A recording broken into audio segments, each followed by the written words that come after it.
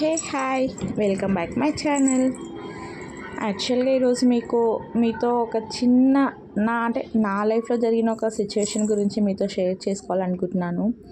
ఆ సిచ్యువేషన్ని బేస్ చేసి మీకు ఒక స్టోరీ చెప్తాను, అప్పుడు మీకు అర్థమవుతుంది. ఆ స్టోరీ ఏంటంటే, ఒక పాము ఒక వడ్రంగి రూమ్లోకి వెళ్తుంది. ఆ వడ్రంగి రూమ్ అంటేనే ఆల్మోస్ట్ అన్ని ఇనుప కడ్డీలతో చేసిన పనిముట్లే ఉంటాయి. దాంట్లో మెయిన్ రంపం అంటే ఎలా ఉంటుందో తెలుసు కదా. ఆ పాము ఆ రంపానికి తగిలి కొంచెం గాయపడుతుంది. బాగా పెయిన్ వచ్చి బ్లడ్ వస్తుంది. అది ఆ పెయిన్ తట్టుకోలేక కోపం తెచ్చుకొని ఆ కోపంతో ఆ రంపాన్నే చంపేయాలన్న అంత కోపంతో రంపాన్ని చుట్టుముట్టుతుంది. అలా రంపాన్ని చుట్టుముట్టినప్పుడు ఆ పాము బాడీ నిండా గాయాలే అయ్యి చివరికి పాము చనిపోతుంది. ఇక్కడ ఆ పాము అర్థం చేసుకోవాల్సింది, మనకు అర్థం అవ్వాల్సింది ఏంటంటే, ఆ పాము దాన్ని చుట్టుముట్టినందుకు దానికే గాయాలు, దాని చావు అదే చూసింది. ఇక్కడ రంపం తప్పే లేదు. పాపం రంపం కాన్స్టాంట్, దానికి జీవం లేదు. దీనికి జీవం ఉన్నది, అర్థం చేసుకోలేదు.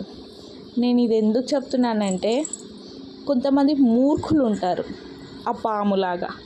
మన తప్పు లేకపోయినా మనల్ని ఏదో ఒకటి అంటూనే ఉండడం, మనం ఏం చేయకపోయినా మనదే తప్పంతా అన్నట్టు చూపిస్తారు. సో నా లైఫ్లో కూడా ఇట్లా ఒక సిచ్యువేషన్ జరిగింది. మరీ నా గురించి నేను చెప్పుకోను, బట్ నాకేం తెలియకపోయినా, నేను ఎవరిని ఏది అనకపోయినా నన్ను కొంతమంది అన్నారు. ఓకే, అన్న వాళ్ళకే ½ కేజీ పుణ్యం వచ్చుకోకు. నేను చెప్పేది ఏంటంటే, మీరు కొంచెం జాగ్రత్తగా ఉండండి. మన మిస్టేక్ లేకపోయినా మనదే మిస్టేక్ అంటారు. లేని మిస్టేక్ని కూడా కళ్ళకి కట్టినట్టు చూపిస్తారు. అందుకే జాగ్రత్తగా ఉండండి అని మీకు ఒక సిచ్యువేషన్ గురించి చెప్పాను, అంతే. ఓకే గైస్, నా ఛానల్కి సబ్స్క్రైబర్స్ అస్సలు పెరగట్లేదు. ప్లీజ్ ఫ్రెండ్స్, నాకు కూడా సపోర్ట్ చేయండి. నేను మీకులాగే ఒక ఒక యూట్యూబర్గా ఎదుగుతాను. మరీ ఎదగను, బట్ ఒక యూట్యూబర్గా అయితే ఉంటాను కదా. Okay, please subscribe. అండ్ నా చిట్టి తల్లికి, నా చిన్న తండ్రికి, ఇద్దరికి 2 లైకులు. ఒకే వీడియోకి 2 లైకులు రావు కదా. సరే, మీ ఫ్రెండ్తో కూడా ఇంకో లైక్ కొట్టియండి. Okay guys, bye.